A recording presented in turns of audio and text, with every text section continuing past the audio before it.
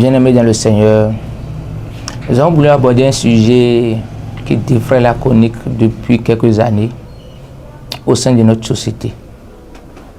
Un débat qui fait rage et ça a été envahi par les chaînes de télévision.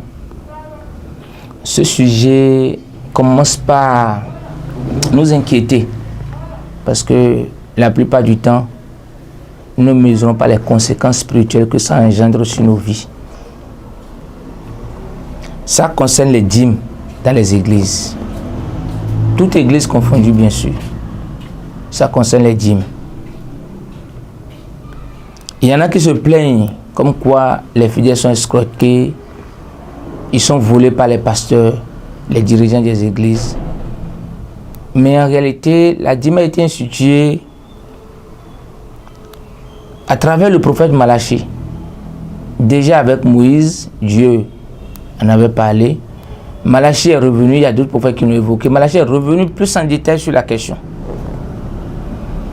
Et c'était une pratique pour les enfants d'Israël à l'époque, d'après ce que la Bible nous renseigne. Et aujourd'hui, dans notre société, pour les églises qui ont une vie spirituelle dans le Saint-Esprit, l'Esprit même parfois demande, les anges même demandent à ce que les gens donnent la dîme. Les gens le demandent. Beaucoup disent que c'est de l'ancienne alliance et que Jésus-Christ est venu bannir tout ça. Non, c'est faux. Jésus a bien dit qu'il n'est pas venu bannir l'ancienne alliance, mais qu'il est venu les accomplir. Et ce qui constitue l'ancienne alliance chez Jésus-Christ, ce sont nos mauvais comportements. L'ancienne alliance, excusez-moi, chez Jésus-Christ, ce sont nos mauvais comportements. Nos pratiques rétrogrades. Parce que beaucoup se disaient enfants de Dieu, serviteurs de Dieu, mais étaient encore dans les mauvaises pratiques. Et l'arrivée de Jésus-Christ, dans son enseignement, il rappelle à chacun de changer de comportement. C'est ce qu'il a dit. Et l'acte fort qu'il va poser, c'est qu'il allait chasser les vendeurs qui étaient installés dans le temple de Jérusalem. Il y en a qui étaient venus avec des moutons, des cambis, etc. Il les a chassés, il a renversé les étalages. Mais il n'a pas sorti la caisse des offrandes. Il n'a pas jeté ça. S'il y a quelqu'un qui a la preuve que Jésus-Christ a jeté la caisse des offrandes, qui vient le dire. Jésus n'a pas jeté la caisse des offrandes. Bien au contraire, il y a un passage qui nous donne ce témoignage-là dans Marc, qu'on peut lire. Mais déjà, avant d'aller dans Marc, nous allons lire ce que dit Malachie sur la dîme. Malachie 3, du verset 10 à 12. Malachie 3, du verset 10 à 12. Apportez à la maison du trésor toutes les dîmes, afin qu'il y ait de la nourriture, de la nourriture dans ma maison.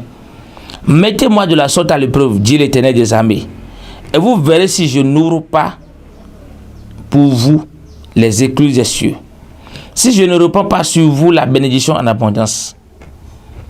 Pour vous, je menacerai celui qui dévore, et il ne vous détruira pas les fruits de la terre. Et la vie ne sera pas seule, la vie ne sera pas stérile dans vos campagnes, dit l'Éternel des armées. Toutes les nations vous diront heureux, car vous serez un pays de délices, dit l'Éternel des armées. Et quand on parle de pays ici aujourd'hui, on va l'assimiler à des individus, à des communautés. Et donc, le citoyen que nous sommes, l'être humain que nous sommes sur la terre, nous devons contribuer au développement de notre environnement spirituel. Je ne conçois pas le fait que tu vas prier quelque part. Tu vas adorer Dieu. Tu vas écouter la parole. Et tu ne veux rien faire pour contribuer au développement de cet espace-là.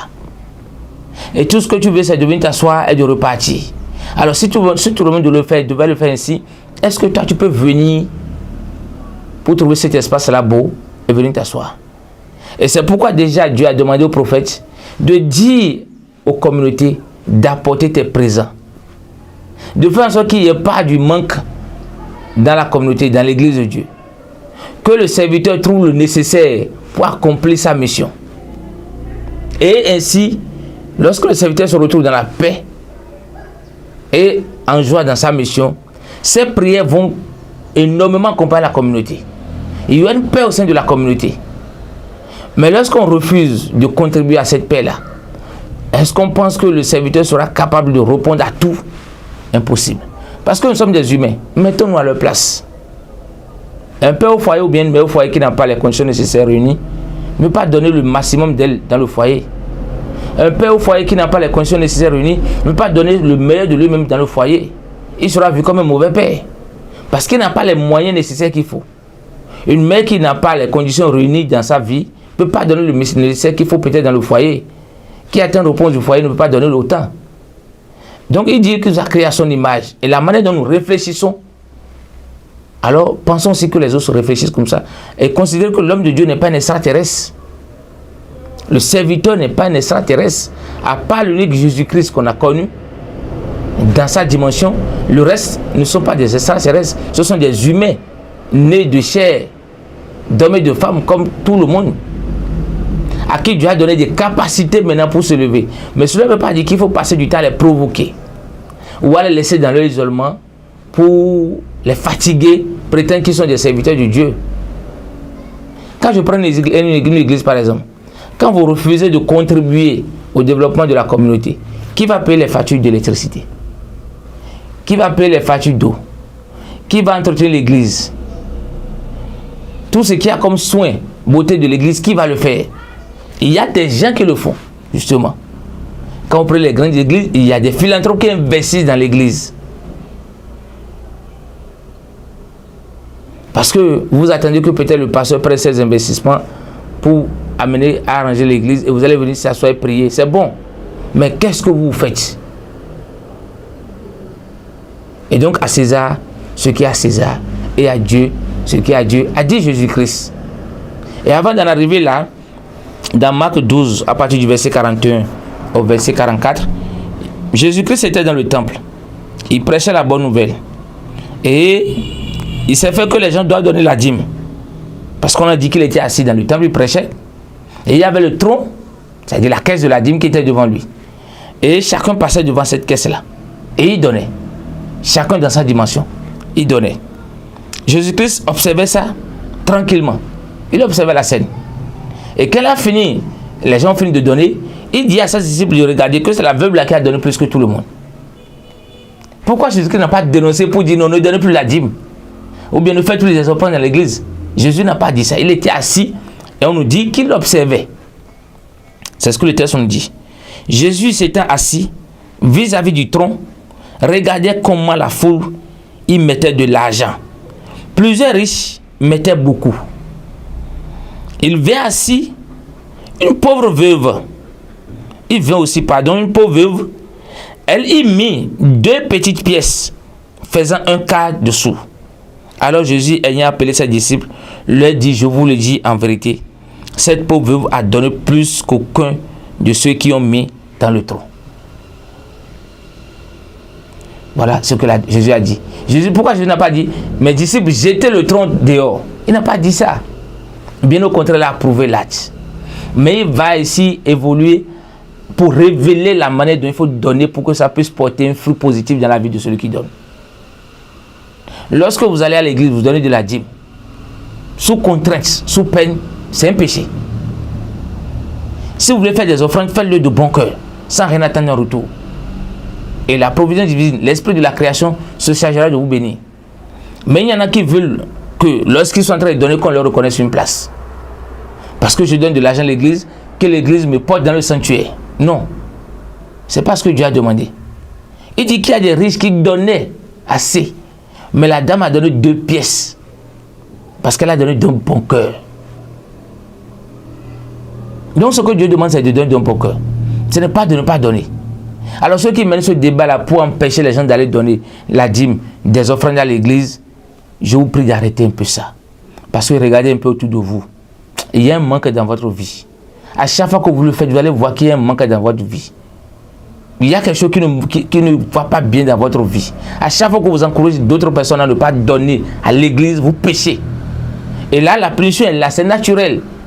On peut te punir autrement. Tu peux avoir le boulot, tu peux avoir tout ça, mais quand tu vas regarder ta vie, tu sauras qu'il y a quelque chose qui ne va pas. Et lorsque les disciples, Jésus-Christ passait, les gens lui ont demandé s'il doit payer la tribu de César. En quelque sorte, les impôts, les tasses. Et quand Jésus-Christ a dit de lui donner une pièce, sur la pièce, il dit quelle est la taille qui est sur la pièce. Ils ont dit pour César. Il dit à César ce qui est à César et à Dieu ce qui est à Dieu. Il n'a pas dit de ne rien donner à Dieu. Si tu veux faire des offrandes à des orphelins, va le faire. Si tu veux aller vers les malades, va le faire. Tu veux aller vers les prisons, va le faire. Mais que cela n'exclut pas ce que tu dois faire dans l'église. Il y en a qui disent, je préfère donner ma dîme aux pauvres, aller à l'église. C'est bien, c'est une bonne chose. Mais c'est l'église qui t'accompagne. C'est l'église qui t'édifie spirituellement. C'est l'église qui t'enseigne. Et si tu penses que l'église fait quelque chose dans ta vie, je souhaiterais surtout, pardon, que tu ailles donner tes offrandes à l'église. Si tu veux donner des choses aux pauvres, aux orphelins, va le faire. Mais que cela n'empiète pas sur ce qui concerne le don de l'église. Parce que l'église aussi prend le don pour aider encore les pauvres sans que tu ne saches. Le nombre de dirigeants qui peuvent vous le dire, combien sont ces personnes qu'ils accompagnent discrètement dans l'homme, ne peut pas vous le dire. Et ce sont vos aides là qui aussi font ça. Allez vers les églises catholiques, les églises évangéliques, protestantes et tout ce que vous voulez céleste, vous allez voir. Mais je souhaiterais qu'on arrête un peu ce débat-là qui pollue l'environnement chrétien. Combien sont-ils qui ne vont pas vers les féticheurs, qui ne vont pas investir des millions là-bas? Personne n'a jamais parlé de ça. Mais pourquoi c'est au sein du christianisme que nous menons ce débat qui n'a pas d'intérêt pour notre vie? Parce que c'est Dieu qui l'a institué. Et il a parlé à un prophète. Et jusqu'à ce jour, vous allez voir l'esprit même le demander à des gens, donnez la dîme pour avoir la paix. Donnez la dîme pour avoir du progrès. Et quand vous le donnez de bon cœur, vous avez la réponse. Vous voulez faire des offrandes à l'église, faites-le de bon cœur. Et je le répète encore, si la communauté vous soutient, faites un effort pour accompagner la communauté. Ne restez pas là. Ne vous résignez pas. Apportez ce qu'il faut pour la communauté. Ne vous moquez pas de la communauté. Parce que se moquer de la communauté, c'est se moquer de soi-même. Parce que quand tout va chambouler, c'est cette communauté que tu verras. Quand tu seras à terre, c'est cette communauté qui va encore te soutenir. Ce n'est pas le fou qui va te soutenir. Ce n'est pas le malade qui va te soutenir. Quand tu seras malade, ce n'est pas à l'hôpital que tu iras pour demander qu'on prie pour toi. Même quand tu seras à l'hôpital, c'est la communauté qui va prier pour toi.